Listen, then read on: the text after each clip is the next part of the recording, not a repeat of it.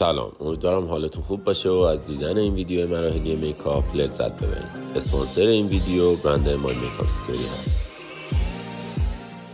برای شروع میکاپ از فوم کلینزر برند مای میکاپ استوری استفاده میکنم که چند درجه پوست رو روشن و آماده میکاپ میکنه. حالا برای مات کردن قسمت های چرب پوست از پرایمر ماتیفاینگ این برند استفاده میکنم و خوب فید میکنم.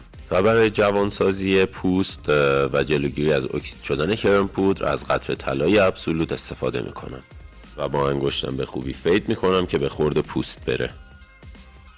خب برای این پوست از فون اولترا اچ دی مای میکاپ استوری استفاده میکنم که در عین سبک بودن بسیار پوشانندگی بالایی داره و یه بافت مخملی به پوست میده.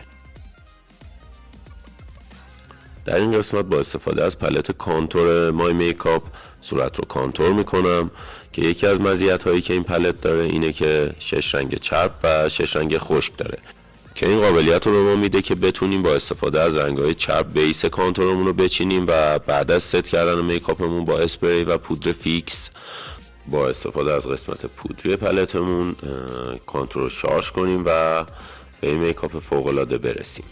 امیدوارم که لذت برده باشید. مرسی که همراه من بودید.